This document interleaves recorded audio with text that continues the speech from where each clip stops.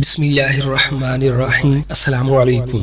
ایک رات خلیفہ ہارون الرشید نے اپنے قاری خاص فضل بن مکی سے کہا کہ مجھے کسی بزرگ جو اللہ والا ہو کے پاس لے چلو۔ فضل بن مکی خلیفہ ہارون الرشید کو پہلے ایک اور مقامی بزرگ کے پاس لے گئے جن کا نام سفیان بن عنیہ رحمتullah علیہ تھا کے پاس لے گئے۔ سفیان بن عنیہ رحمتullah علیہ کے دروازے پر دستک دی تو سفیان بن عنیہ رحمتullah علیہ نے پوچھا کہ کون ہے؟ فضل بن مکی نے کہا کہ دروازہ کھولیں، امیر المومنین ہارون الرشید تشریف لائے ہیں۔ تو سفیان بن عنیہ رحمتullah علیہ نے کہا کہ مجھے امیر المومنین کے آنے کی خبر پہلے دے دیتے تو میں گھر سے باہر کہیں دور جا کر امیر المومنین کا استقبال کرتا۔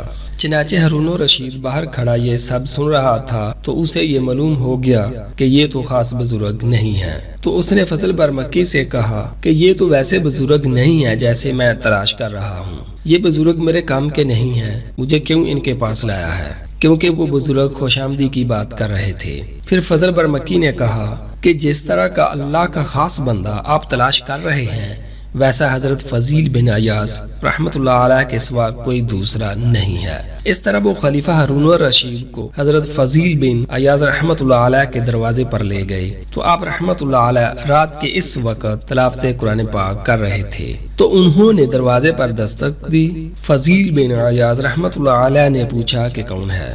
فضل بن مکی نے جواب دیا کہ امیر المومنین تشریف لائے ہیں۔ فضیل بن ایاز رحمتullah علیہ نے فرمایا کہ ان کو مجھ سے کیا کام ہو سکتا ہے اور مجھے ان سے کون سی گورنری چاہیے، لہذا مجھے مشغول نہ کریں۔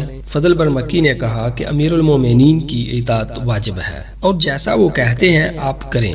ابن ایاز رحمتullah علیہ نے کہا کہ مجھے تکلیف نہ دیں، مگر فضل بن مکی نے کہا کہ ہمیں اندر آنے کی اجازت دے دو ورنہ ہم بغیر اجازت ہی اندر داخل ہو جائیں گے۔ آپ رحمتullah علیہ نے کہا کہ میں تم کو اجازت نہیں دیتا ہوں مگر خلیفہ وقت اپنے اختیارات کا استعمال کر کے بغیر اجازت اندر آ سکتے ہیں۔ وہ دونوں اندر داخل ہو گئے تو آپ رحمتullah علیہ نے چراغ بجھا دیا، وہ اس لیے کہ آپ رحمتullah علیہ ہارون الرشید کی شکل دیکھنا نہیں چاہتے تھے۔ اس دوران گفت و شنید کرتے کرتے ہارون الرشید کا ہاتھ اندھیرے میں آپ رحمتullah علیہ کے ہاتھ سے ٹکرا گیا تو آپ رحمتullah علیہ نے ہارون الرشید کا ہاتھ پکڑا تو ہاتھ بہت نرم و نازک تھا۔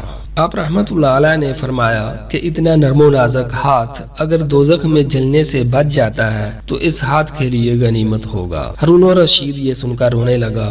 ہارون الرشید نے آپ رحمتullah علیہ سے کہا کہ کچھ فرمائیں۔ آپ رحمتullah علیہ نے کہا کہ تمہارا باپ جو کہ حضرت محمد صلی اللہ علیہ وسلم کے چچا تھے یعنی حضرت عباس رضی اللہ تعالی عنہ، انہوں نے ایک دفعہ حضرت محمد صلی اللہ علیہ وسلم کی خدمت میں حاضر ہو کر عرض کیا تھا کہ اے محمد صلی اللہ علیہ وسلم مجھے کسی قوم کا سردار بنائیں یعنی امیر المومنین منتخب کریں۔ آپ صلی اللہ علیہ وسلم نے فرمایا کہ میں نے تجھے نفس کا سردار کیا یعنی ایسا نفس جو خدا کی اطاعت میں ہو وہ مخلوق کی 1000 سال کی اطاعت سے بہتر ہے، اسی لیے تو حکومت کی وجہ سے قیامت میں شرمندگی نصیب ہوگی۔ ہارون الرشید نے کہا کہ کچھ اور فرمائیں۔ آپ رحمتullah علیہ نے فرمایا کہ غیر مسلموں کو اپنے گھر کی طرح خیال کر اور مسلمانوں کو اپنی اولاد کی طرح خیال کر۔ ہارون الرشید نے کہا کہ کچھ اور فرمائیں۔ آپ رحمتullah علیہ نے فرمایا کہ بزرگوں کے ساتھ مہربانی سے پیش آ، بھائیوں اور اولاد کے ساتھ نیکی کر۔ ہارون الرشید نے کہا کہ کچھ اور فرمائیں۔ آپ رحمتullah علیہ نے فرمایا کہ میں تمہاری اس خوبصورت شکل پر ترس کھاتا ہوں کہ کہیں یہ دوزخ کی آگ میں نہ جل جائے اور وہاں تمہاری یہ صورت بد صورت نہ بن جائے، یعنی بہت اچھی صورتیں قیامت کے دن بری ہو جائیں گی اور امیر یعنی بادشاہ وہاں قیدی ہو جائیں گے۔ ہارون الرشید زارو قطار رونے لگ پڑا اور کہا کہ کچھ اور فرمائیں۔ آپ رحمتullah علیہ نے فرمایا کہ اللہ تعالیٰ سے ڈرو اور اس کو واپس جا کر جو جواب دینا ہے اس پر ہوشیار رہو، یعنی نظر رکھیں کہ کیا سوال ہونے ہیں ایک بادشاہ کو اس کی عوام کے حقوق پر۔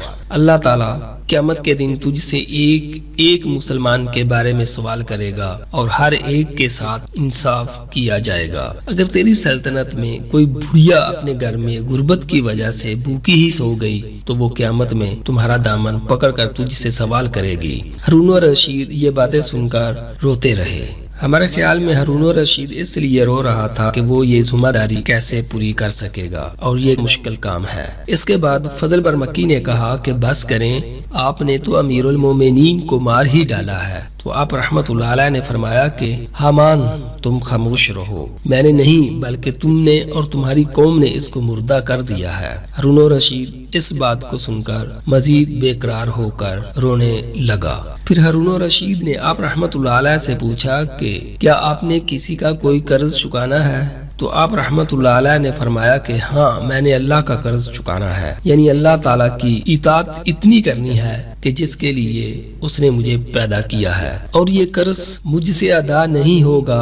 اگر قیامت میں اس نے مجھ سے یہ سوال کیا تو میرے پاس اس کا کوئی جواب نہیں ہے۔ ہارون الرشید نے کہا کہ میں سوال کر رہا ہوں کہ آپ نے کسی انسان کا قرض تو نہیں دینا ہے۔ آپ رحمت اللہ علیہ نے فرمایا کہ اللہ نے مجھے اتنی نعمتیں دی ہیں کہ مجھے قرض لینے کی حاجت نہیں ہے۔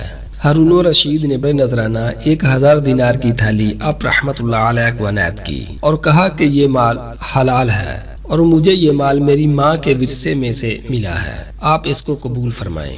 آپ رحمت اللہ علیہ نے فرمایا کہ افسوس اے ہارون الرشید، تو نے میری نصیحتوں سے فائدہ نہیں اٹھایا اور تو نے یہیں سے ظلم کرنا شروع کر دیا ہے۔ تعجب ہے کہ میں نے تجھے کامیابی کی طرف بلایا ہے اور تو مجھے تباہی کی طرف لے جانے کی رٹ لگائے ہوئے ہے۔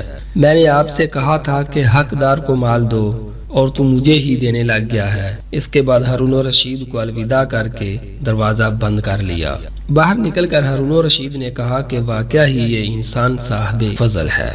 ناظرین، حضرت فضیل بن ایاز رحمت اللہ علیہ توبہ کرنے سے پہلے بہت برے پیشے سے منسلک تھے، یعنی ڈکیت گینگ کے سرغنہ تھے۔ آپ رحمت اللہ علیہ کے اس سلسلے کی تمام ویڈیوز ہم پہلے ہی اس چینل پر اپلوڈ کر چکے ہیں۔ چینل اور ویڈیوز کے لنکس ہم آپ کی سہولت کے لیے اس ویڈیو کی ڈسکرپشن میں دے رہے ہیں۔